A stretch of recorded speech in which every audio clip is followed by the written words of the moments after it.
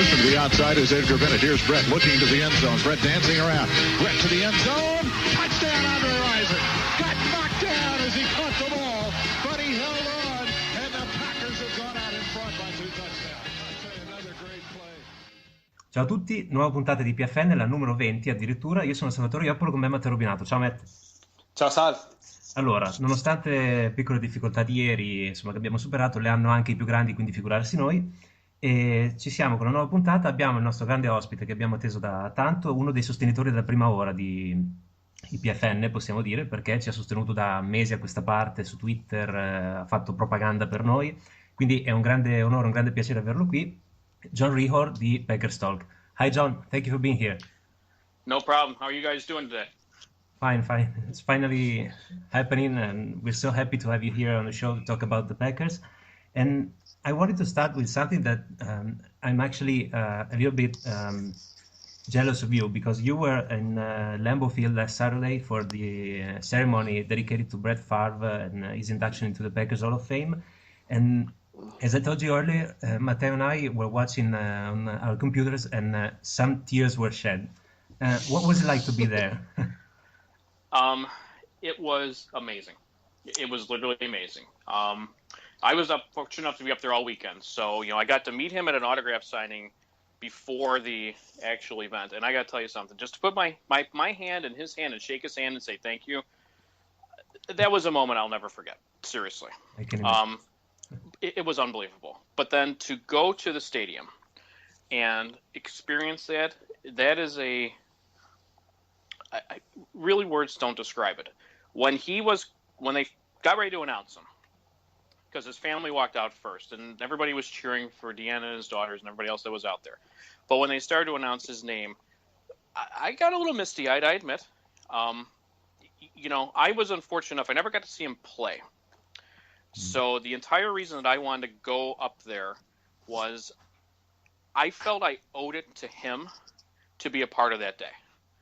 For as much joy as he brought me, I thought it was important to go. Speaking of going, is somebody's house on fire? Okay. No, actually, the baby milk is ready, so... It's actually pretty hot in here, so it might happen, actually. Yeah.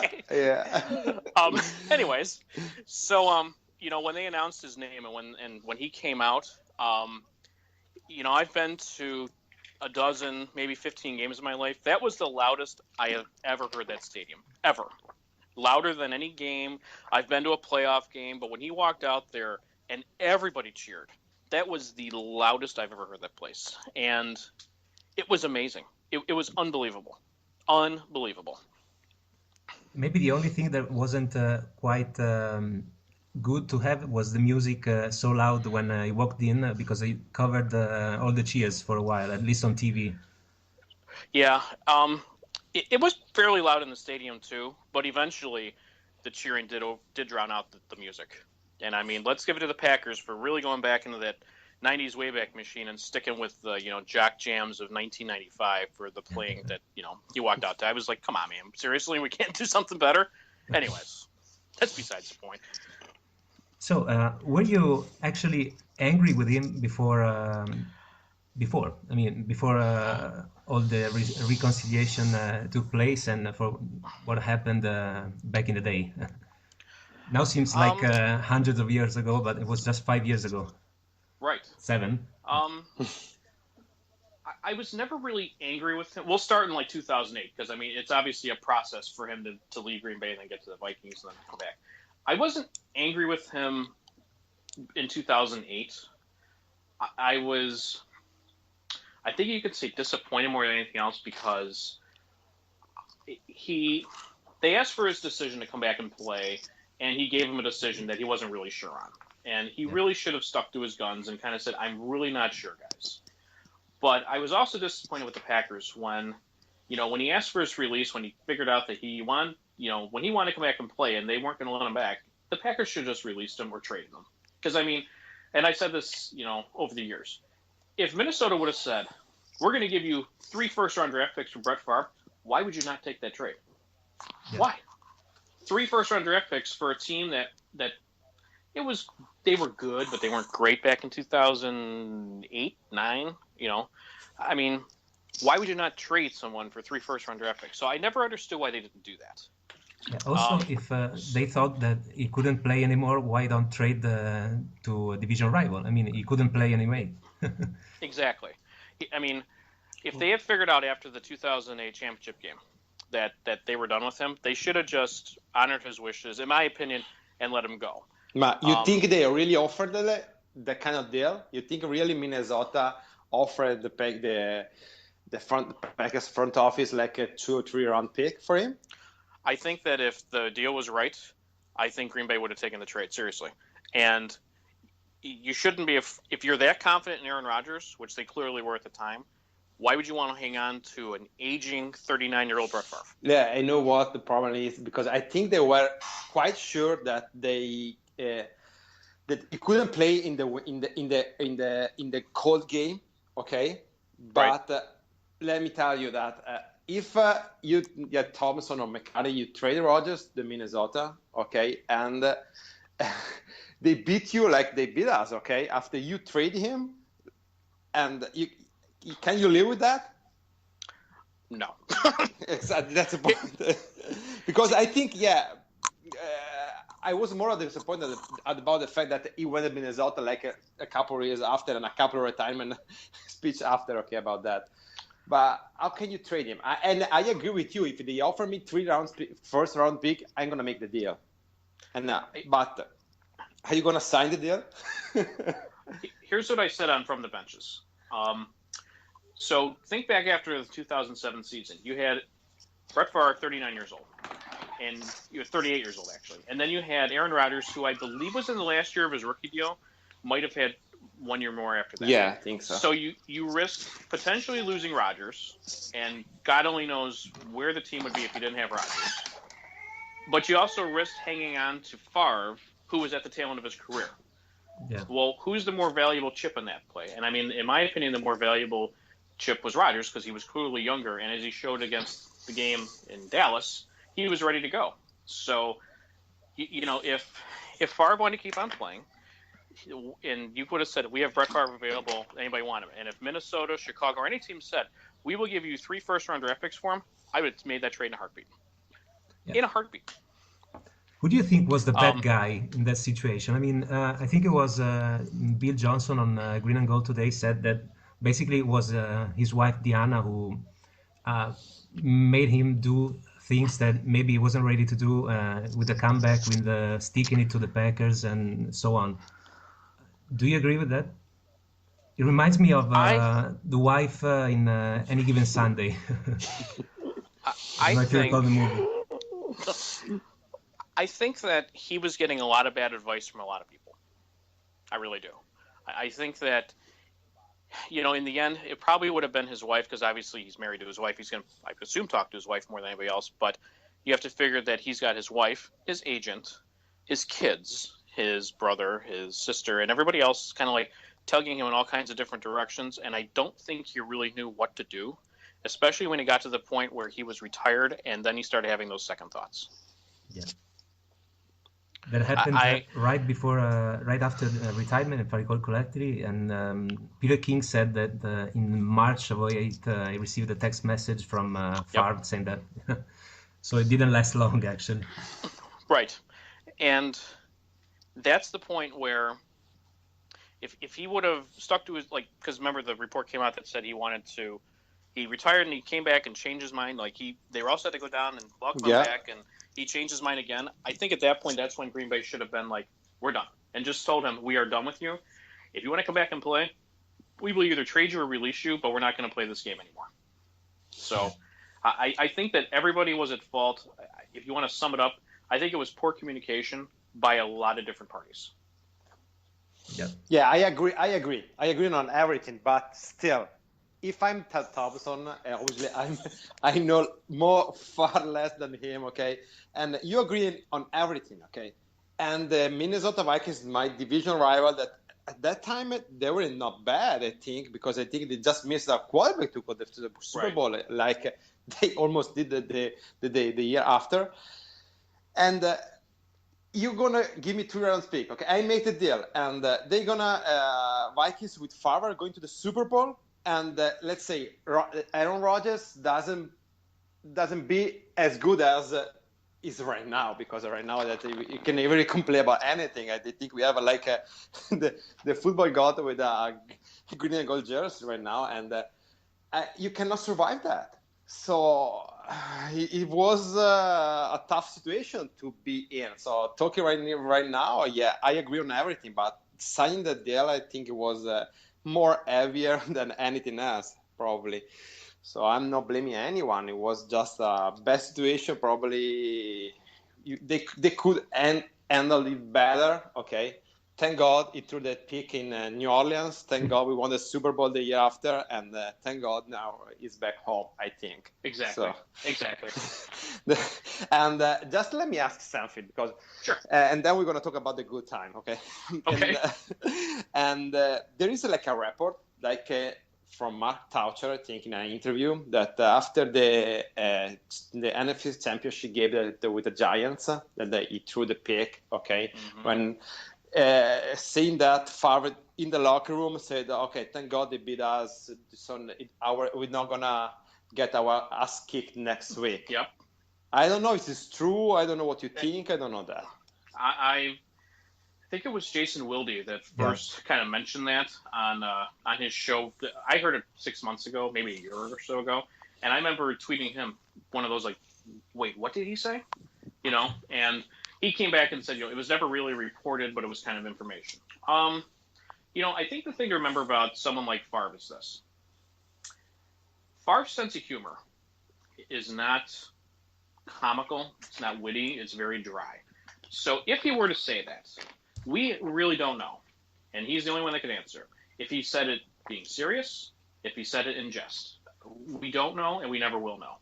I will say this: if he said that and was sincere, as a leader of the team, and I would say this about Aaron Rodgers or any future Packers quarterback, that is a very poor way to lead your team, to actually say something like that, because you can't admit defeat until defeat happens. And even then, a lot of guys are afraid to admit that they lost, But to immediately after throwing the pick, the end of the game, the end of your season, to come out and say, well, now we won't have to get our asses kicked by the Patriots. Really? Because that's not so cool. And if he did say that, if I was Ted Thompson, if I was Mike McCarthy, and if I heard about that, and if it was verified that it was true, that right there might have sealed the deal to say, we are moving on from him. Yeah. Period. I mean, because that shows that you're not committed to win. That's not what I mean. But it's not a way that a leader would act. Yeah. Because the report, I think everybody has a good opinion of Mark Taucher. I think I never hear anybody talking bad about him, and so the report coming from him is just I was with my mouth open. What? Are you serious? I have the audio bite from that Green and Gold show in which Jason Wilde mentioned it. So I sometimes listen to it and say, why? Right. Actually, But, Mike Tosher was at the flag football game, so maybe they're not enemies right now. Maybe it was just a misunderstanding at the time. I don't know. Right, and that goes back, we really don't know the context in which it was said. He could have been joking. He could have been, we really don't know. But, so much from that entire year, from the beginning of the season all the way until he was traded in August. So, you go through from 2007 into 2008, so much of that time is so misunderstood, and we don't know all the facts, and we probably never will know all the facts, just because it was such an awkward time for everybody that was involved. I'm very glad that we've moved past that point, that he's back in the fold, so we don't have to play the game of what did that mean? Although everybody will still continue to play it, because that's how everybody rolls with Brett Favre and the Packers. So do you agree with Ron Wolf when he says that Brett Favre is the greatest Packer ever? Because I tend to agree, but on a certain degree. I mean, I think Aaron Rodgers is the best quarterback ever, but as the importance to the team in the period in which he arrived, I think Favre had a greater impact. That's my take. So I tend to agree, actually. My heart will always say that Favre is the best player in the Packers history. My heart. My head might tell me something different. I think, like you said, for him to come around at the time he did, I think his impact was greater than anybody else. So, I mean, if you want to say who had the greatest impact on the team's history, I think you would have to say Favre. And if you want to go with 1B because of hand in hand, Reggie White is right up there too. Because those two guys, put leaders on both sides of the ball at a time when they were getting ready to start their run in the 90s. Do I think Aaron Rodgers will wind up having a better career? I do. I mean, statistically, he's already shown it. But my heart will always say that Favre is best. Kind of hard to disagree with Ron Wolf. I mean, if he says he's the greatest player of all time, I'll agree until I'm proven wrong, I guess. He would know better. I think Ron's a little biased, but I mean, I kind of would be too. But for now, I would say I think Favre is the best player in Packers history. Now, with all due respect, I never got to see Don Hutson play. Yeah. Never saw Bart Starr play. I never saw, Paul Hornung, and I never saw Forrest Gregg and Jerry Kramer, and I mean all these other players that are, legends. Clark Hinkle. I mean all these guys. So, it's kind of hard and unfair to those guys to say that he's the greatest. I mean, my time goes back to, God, I remember the days when Randy Wright, was leading the team in the 80s. That was horrible. So we are pretty lucky, actually, John, because actually I'm really following the Packers, and I think the first Packers game that I watched like a real fan, it was like the Philadelphia playoff game. Okay. Oh God. Yeah, because actually I watched. It's like 10 years that I watched it because I didn't have the pay TV and they showed just in the pay TV, and then from that moment it started going more and more and more. So I just fell in love with the Packers just because of Brett Favre. So he has a special place in my heart too, actually. But I see when he was the best part of his career was going. It was already past, okay? And he has a wonderful career, I think, with the Packers, okay? But he just had one Super Bowl with just one ring. You had to say that he had just one, that he have a ring or just one ring. Right. And, look at Dan Marino. Dan Marino is one of the best quarterbacks to ever play. He has 0 rings. So I think it's not. You can't say that, well, he only won one Super Bowl. Yeah, but he won a Super Bowl. And I think that's the most important thing. That right there will cement his place in NFL history. Away from the statistics and all the other stuff, he won a Super Bowl. His name is permanently attached to one of the greatest, put the greatest in quotes because it's up for debate, teams in history. And I mean, I guess if you want to do the other side, well, he also lost a Super Bowl. Yeah, but how many other players don't even get to a Super Bowl? Yeah. And, I always like to compare it to this when I'm talking to people about it. The Buffalo Bills back in the late 80s and early 90s, they were really, really, really good. And they lost 4 straight Super Bowls. And I don't think teams like that get enough credit because in the AFC at that time, they were the best team. And unfortunately, Jim Kelly will always be permanently, I guess stained, if you want to put it like that, because he didn't win a Super Bowl. But Jim Kelly was a really, really good quarterback on some really, really good teams. We're fortunate enough that we've had Favre, who won one and lost one, and Rodgers, who's won one, and who knows what the future brings. That's why I feel, very lucky to be a Packers fan. I've seen 2 Super Bowl championships in my life. Not many not many fans of other teams can say they've even seen one. Yeah. Right. I tend to agree. I be 100% agree with you. But actually, we have a Facebook group here, and most of the time it came out that Aaron Rodgers, we only have one ring, okay? Because we are not like used, like in American sport, like almost every team has the same chances of the other team to win, okay? Mm-hmm. And we are used maybe like, here soccer is really the popular thing ever, more than politics, more than anything else, right. Probably, okay? And actually, we have like 2, 3, 4 teams that can share the championship almost every year, okay? So they think that the winning is easy, okay?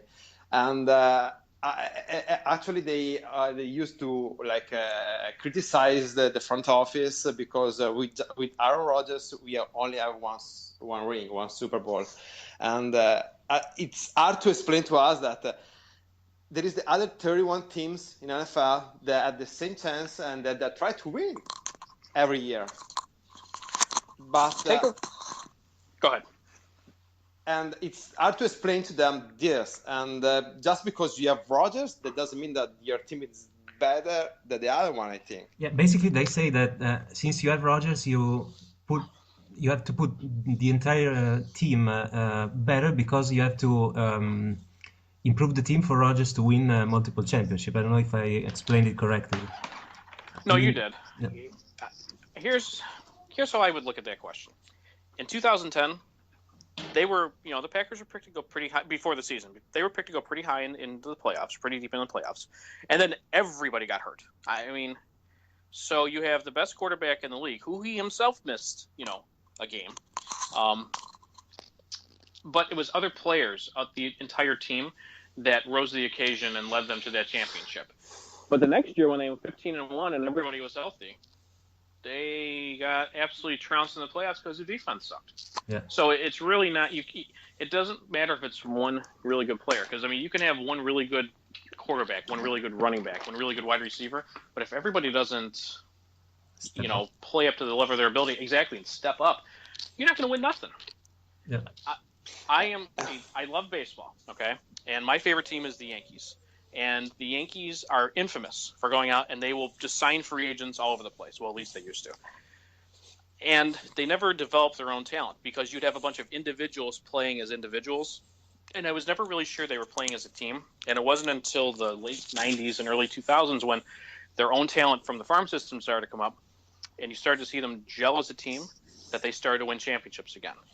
Yeah. Same thing in football. You can't have a bunch of individuals. You can't have a bunch of like Des Bryants running over the field because you know what you're going to have? Some really, really good players who don't win jack nothing at the end of the year. It's just how it works. And then when they start to criticize the front office because they don't add like the missing piece on the team. Right. Like Jermaine Gresham, the free agent tight end. He's visiting with the team today, I think. Okay. He's a veteran. And oh my God, if we don't sign him, the Packers aren't going to win nothing because we didn't sign a veteran free agent. Which 1 week into training camps is still free. So I guess it's not that prime time free agent, actually. Exactly. And that's what, I hate when people say that Ted doesn't sign free agents. Yeah, he does. He signs his own because he's got a bunch of really, really good players. And you don't need to go out and sign a bunch of free agents to be a good team. When the Eagles went out and they signed everybody 3 years ago or 2 years ago, and they were the dream team. Remember that? Yeah, I remember that. And they sucked. So, and I don't like the criticism of Thompson with regards to he doesn't sign free agents. I do criticize him slightly because I do think that there are times that he should, dip his toe into the water a little bit and doesn't. But after 10 years of this now, is anybody really surprised what he does? Exactly. He's going to do what he does. He's going to do what he always does. And then every once in a while, he will do something and be like, sign Julius Peppers. And be like, he signed Julius Peppers? And then everybody's eyes kind of, they kind of take a step back and they're like, holy cow. Oh my God. That day I was sitting down on the couch and I saw their part. I was down from the couch. What happened? Are you serious? I couldn't believe that.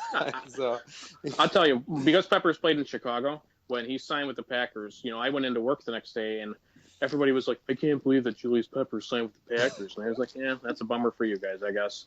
But it's like, he will do what he feels is best. He will find the right players, whether it's through free agency or the draft, that best fit his idea and his mind of what's going to work for this team. And don't try and get in the mind of Ted Thompson because nobody can do it. He's a vault. He doesn't give out any information. Just go with it. Don't get upset about it. And at the end of, when his time is done, hopefully our next GM is just as good. And if he's not, well, then you can be the one person or I'm quite sure there'll be more than a few people that say, I really wish we had Ted Thompson back running the show. Because I remember what it was like before Ron Wolf, when the team was an absolute train wreck. Oh my God. Let's not go back to that ever again. And you can't imagine what happened here after the first selection in this year's draft when everybody expected an inside linebacker and Eric Kendricks was still there. people went Right. crazy. I mean, they thought they should absolutely take an inside linebacker because our rush defense sucks. He chose a guy that thought suits best for the idea of team that he and the coaches have, and stuck with it. I mean, people was crazy back then. You know, I was never the only time I was ever adamant on drafting someone was when they went out and they got Haha last year. I thought that they desperately needed a safety because as it showed it in 2013, our safety play was horrible. So they went out and they got Haha, Clinton Dixon, great, everything was solved. But going into this year's draft, okay, we need quarterbacks because we figured Tremont or Devon or both were going to leave. We need help at, can always use some depth on the offensive line because unfortunately some of our offensive linemen, Derek Sherrod, have not worked out. We could use help at, wide receiver because God only knows what, the plans are once you get past Nelson and Cobb. Who knows? So then when they went out and they drafted Randall, and it's like Demarius Randall, it's like, so you draft a safety who is a safety right now, but he's probably going to be a cornerback. Okay, I was like, okay, whatever, because I know in the end it'll work. Somehow Ted will make it work. Mike will make it work. Capers, well, that's another story. Yeah, I know you're very critical of him, and I actually read an article back from 2012 in which you said that you were done with him, and still done? Yeah, that article got me a lot of grief.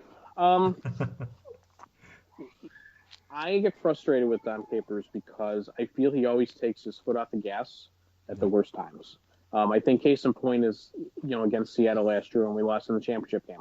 I felt that no lead was too safe, and he started backing off and playing too soft of a zone. And he does that consistently, and it drives me insane. I understand why, because you don't want to put people out on islands and they're chucking the ball downfield when your safety play is horrible. But he constantly does it, and he's done it his entire career, and it's just frustrating because you have a defense which is supposed to be an attack defense that doesn't always attack, and I just don't understand.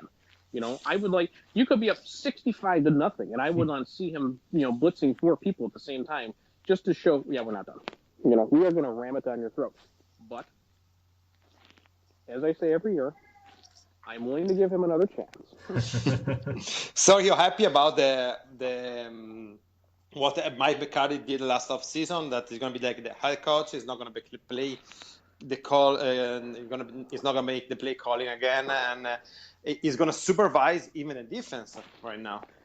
It's going to be different. I don't know if I'm really excited. I'm more curious, I think, because he's never not called the plays. You know what I mean? So I'm not really sure how his overseeing everything is going to be. I'm interested to see what Tom Clements does as a play caller. I'm interested to see what Edgar Bennett does as the offensive coordinator. On that part, I'm also interested to see how Winston Moss, is the associate head coach on the defense, handles things, and whether he has more say-so in the defense now that Capers technically reports to him. It's going to be a weird thing to see. As long as it brings a Super Bowl championship home at the end of the year, I don't really care what they do, But it's just going to be weird, and I imagine it will be difficult for McCarthy after calling plays for, going back over 10 years now. Yeah. Going back to when he was still in San Francisco. It's going to be weird for him to probably, the first time he wants to call a play, and he's not calling that play, that will be kind of weird to see. So do you agree with Bill Johnson that honestly, I don't know Salvatore, but I heard him say that in our podcast first. He said it's not Super Bowl or bust, it's winning the Super Bowl or bust. I would agree because, in that business, your goal is to win the whole thing. So what's the point of being number 2? You know what I mean? If, what's Vince Lombardi's saying, you're not first, you're last. That's pretty true. Because if you're the runner-up, what are you the runner-up to? You're the runner-up to everybody else. You're just like everybody else. Because nobody remembers who lost the Super Bowl. Only remember who wins the Super Bowl. Yeah. And that's the only thing that really matters when, the history books are printed. Who won the Super Bowl? It would be nice to get back. I have pretty good faith that they are going to make a nice deep playoff run this year. Whether or not they'll get to the Super Bowl, my approach is every year is this. I don't know what's going to happen. I really don't. Because there are some years I think that they won't go, and they do, 2010. And then there's other years I think they will go, and they don't, 2011, 2014. I mean, who knows what happens? I think it's a combination of a lot of luck, a lot of good play. I think you have to have the right momentum going into the playoffs. I know momentum is a bad word to use. It's so many people think it's like a stupid word to use, but it's true. Yeah, it fits, actually. Yeah, and I mean, if everything goes well and if all the pieces happen to fit in that puzzle at the right time, you come home with the Lombardi Trophy. And, I'm sitting here, I'm actually looking at the Return to Titletown flag that I have hanging up in my room. And I'm wondering, will I be able to add one on the other side of the door frame that's hanging over right now? I'm not going to say yes, but I am pretty confident that they will at least be one of the top 2 teams in the NFC. And, whether it's them battling Philadelphia or Seattle or Arizona or somebody else, I don't know if they're going to make it or not, but I think they're going to be real fun to watch this year. Okay. Maybe, they're focusing on starting fast this year. And after, I think it is 3 consecutive 1 and 2 starts, this will be the 4th. And they say it's important, of course, to start fast. But isn't it better, as you said, finishing fast? If you have time to make up for what you lost in the first part of the season, it's better to be ready later for the playoff. I think it's a catch-22. I really do. My friend CD, or Tundra Vision on Twitter, he has said this a couple times, and I agree. If you start too fast in the beginning of the year, you tire out at the end, right? But if you start slow, you're looking up at people in the standings. So really, I would rather them start out. You could start out 3-0, but you don't want to peak at the wrong time. Yeah. You don't want to, have all your momentum going into the season, and then by the time you come out of the bye week, it's gone. That's one of the dangers of having the bye week too early is that, a couple years ago they had in like week 5, and if you start out like gangbusters and then you have a bye week and you don't play for 2 weeks, you may come out of that bye week completely flat and have to try and figure out how to get back to where you were because you were so hot coming out of training camp. In my opinion, it's much more important to finish strong. You have to win the games you need to win. You need to win your division games, no matter when they are, so that way you can win your division, obviously. But you also want to win your division and your NFC games, so that way you can get home field advantage in the playoffs. If you don't do that, your season's kind of screwed. I think this year could be another one of those slow starts just because of who they're playing in the first few weeks of the season. You start off against Chicago. Yeah. That's a bye week. Chicago. I don't think so. Chicago always plays them tough, except for last year when they're losing 42-0 at second quarter, whatever it was. But, I think Chicago will be a little bit better this year. And then you go to Seattle. Or you play Seattle, I should say. Yeah.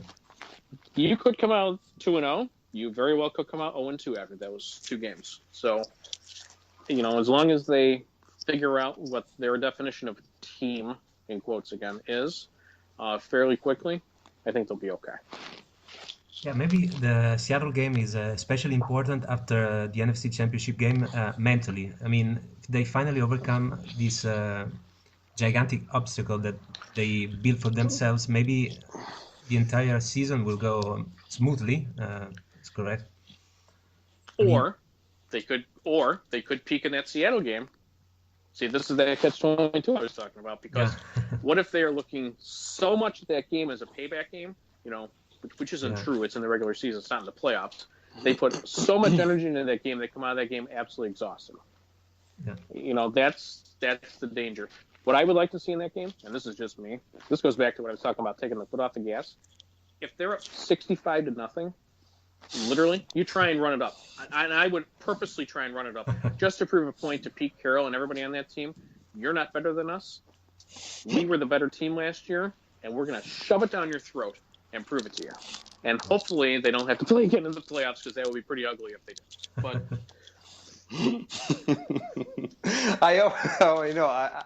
I will be at the game, so I'm nothing against what you said. So, and especially if I want to see Carol like begging us to stop. So, Right. I can see Pete Carroll on the sidelines whining and crying and all that stuff. I mean, it's whatever. And in fairness, I will say this: I enjoy watching. Seattle's an interesting team to watch for this reason. I like Russell Wilson. I think that he is a tremendously gifted player. And I like watching their defense because the Seattle defense does what I wish our defense did. They attack whoever has the ball. You know, it's just the way that their defense is played. It's the players that they have, obviously. And I mean, you can't like flip a switch and turn everybody into, what's his face? Forgot the cornerback's name on the Seahawks, but whatever. Sherman. Thank you, Richard Sherman. You can't turn everybody into people like that. I'm not talking about his attitude. I'm just talking about his play. But I like the way that they attack. So they are an interesting and fun team to watch. Don't get me wrong. I don't like the Seahawks. Don't try and misinterpret anybody listening out there in Packville, man. But they're a fun team to watch in the sense that they do a lot of things I wish that our team did. Yeah, they're considered among the best in the NFC, but Matteo and I, actually looking at their roster, think that the offensive line isn't that good anymore with Unger going away. Okay, they have Graham, but offensive line kind of sucks. And yeah, they lost Unger, they lost Carpenter. I'm there wishing that they don't sign James Jones because I think they can really be better with him on the team. Yeah, I agree with Salvatore on that, but I think like everybody's underestimated that they lost two key pieces of the offensive lineman. And also the defensive coordinator. I mean, that could count. But, because I'm not a Seahawks fan, I don't know all the ins and outs about them, but I will say this. Their team is still young enough, where they could still make a run this year, maybe in the next year. But if they were to lose Russell Wilson, I think Russell Wilson is the key to that offense. Yeah. And if they were to lose Wilson, who I know, they want to sign him to a long-term deal and he doesn't want to sign or whatever the nonsense is going on with him. If they were to lose him, that would be bad. I know they locked up Lynch for a couple more years, and Lynch is a very important piece of that offense. But the way that Russell Wilson runs that offense is so important to them. They could very much turn into kind of like a 2011 Packers where the offense is carrying the team because their defense starts to deteriorate. We don't know. And that's going to be an interesting thing to watch with them is how do they respond to losing these people on offense and defense with the coordinator this year. Because you have them, you have Arizona, who, if Carson Palmer had stayed healthy last year, they would have been a playoff team. Yeah. San Francisco, God only knows what's going to happen with them now that Harbaugh's gone. I mean, they could be a train wreck. They could be, they've lost so many people with retirement. And then you have the Rams. And the Rams, once again, if they could just stay healthy, they could surprise people. That could be a very, very fun division to watch this year. Yeah, and we play in that division this year, actually. Exactly. I think everybody's underestimating the Lions here. Me too. Yeah, they lost two key pieces of defensive linemen, but they got Angata, and they got better piece on the offensive line. That was the big problem last year, and I think a lot of people are underestimating that. I see the thing with the Lions to me is this: they've had so much talent for so many years, and they haven't done anything with it. You know what I mean? I mean, they had a couple years under Schwartz where they were pretty good, and they went to the playoffs. But they've never been able to figure it out enough where they can actually, win a division, get in the playoffs, and win a game. I don't know what it is. I think it's a combination. You have, Stafford who will chuck the ball 800 times a season if he could. But I don't know. They're just such an enigma. There's so much talent, and they can't put it together. Now, the team in our division that I'm telling you right now is going to be good. It's Minnesota. Yeah. Yeah. I really Because like Minnesota, Teddy. Yeah, they were not bad last year with a rookie quarterback and no Peterson. Yeah. Now you have a second-year Bridgewater and an Peterson, who is suddenly happy and to be a Viking again. That's going to be it could be an interesting team to watch. And the Bears, they will suck. So they have Bostic. Minnesota have Bostic now. Yeah. Well, that right there. I mean. Sorry. No, that's all right. We don't even one quick thing about Brandon Bostic. I know he was released by the Packers. You have to feel sorry for that guy.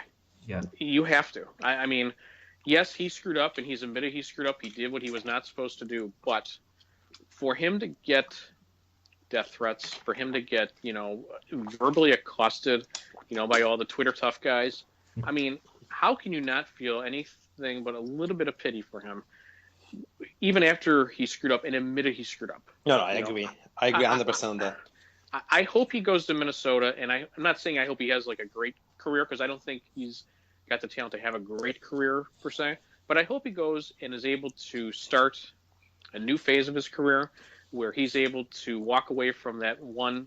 I mean, it was a colossal mistake. Let's not, mince words here, but he's able to forge his own legacy, I guess, as not the guy who cost the Packers a Super Bowl berth, but a guy who had a pretty successful career and was able to, walk away in his own terms, set himself up financially for the rest of his life, and be proud of his career instead of right now kind of being that guy. Yeah, I agree. Okay, John, we'll let you go now. It's been a pleasure to have you here with us, and I hope you'll come back sooner or later, maybe during the season. Absolutely. And thank you so much for having been here. No, thank you very much for having me on. I love your guys' stuff. Like I said, I think it's awesome that there's dedicated Packer fans, across the ocean, who do this every week, and I love your guys' stuff. So seriously, keep it up. I will promote the hell out of you guys this year, so hopefully everybody knows just how good of a job you guys do. Thanks a lot. No problem. As soon as when are you guys going to put this out? Today, or is it going to be tomorrow? Probably tonight. In a couple of hours, I think. Yeah. Okay. Once I see it, I will definitely tweet it. I'll put it up on the Packers Talk page. I'll put it up on my Facebook wall, and I'll post it in some of the groups for you too. And I'll retweet, I'll favorite, I'll like on Facebook, everything. Oh, absolutely. Be sure and give these guys a like and follow them on Twitter. And here's their personal pages. Here's their phone number. Yeah, just the girls. Yeah, my wife is not listening now, probably. So. Thank you so much, John. Thanks a lot, John. Really, thanks. Bye. Sono più. Pronto? John? Sorry, you guys still there? Sorry about that. Yeah, sorry. No, don't worry. No, thanks a lot for being here. It was a pleasure, and hope you have you back. Absolutely. Have a great Same day. here. Have a good one, guys. John. Thank you very much. Bye bye. Eccoci qua. Matte, figata, eh? Grandissimo, mamma mia. A me la puntata è piaciuta, so che non faccio testo, però a me è piaciuta. Poi... Tu no. Sei un po' di parte, diciamo. Detta tra me e te, sei un po' di parte. Ecco, diciamo che mi sono divertito nel farla. Ci siamo divertiti nel farla. Ragazzi, siamo andati anche un po' lunghi, per cui la puntata relativa a Packers by the Numbers la facciamo la prossima volta. Mi dispiace, tanto è Arel Rossum, non è scherzo, però insomma la facciamo la prossima, dai, anche perché altrimenti si fa tardi e poi non ci ascoltate più. E Matte, noi... Ma ci ascoltano? Ma qualcuno sì, dai. Vabbè. Un paio sì. Non dico i 25 lettori di Manzoni, però qualcuno. Dai, grazie mille Salvatore, è stato un piacere come sempre. E ci aggiorniamo per domenica, perché abbiamo già detto, e questo qua fa strano, abbiamo già detto quando sarà il nostro prossimo episodio, cioè domenica col podcast congiunto, quella cosa. Boh, vediamo cosa viene fuori. Esatto. Grazie a tutti, grazie Matte, grazie John che sono più con noi, e go Pack go, direi. Per forza. Ciao. Ciao.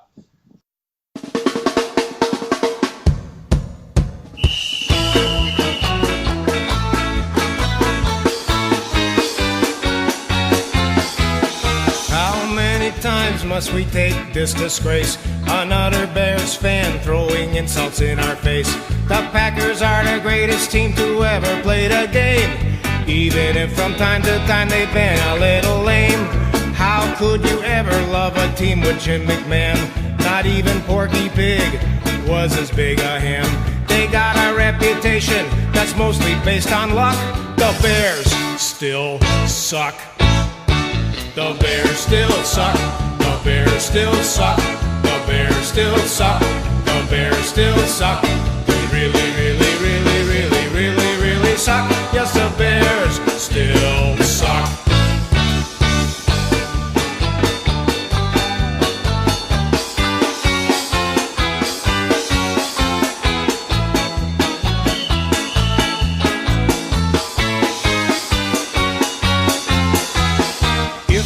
To Soldier Field, they make you pay a toll. For cripes' sake, they only won one lousy Super Bowl. They make fun of Wisconsin, but we don't get upset. Where do you think that they're all headed every chance they get? We don't really hold a grudge, cause this is all in fun. As far as football rivalries, we're both number one. Still, we wouldn't mind seeing Ditka run over by a truck, cause the Bears still suck. The Bears still suck. The Bears still suck. The Bears still suck. The Bears still suck. They really, really, really, really, really, really suck. Yes, the Bears still suck. All the ladies now. The Bears still suck. The Bears still suck. The Bears still suck. The Bears still suck. They really, really, really, really, really, really suck. Yes, the Bears still suck. Everybody now. The Bears still suck. The Bears still suck. The Bears still suck. The Bears still suck. They really, really, really, really, really, really suck. Yes, the Bears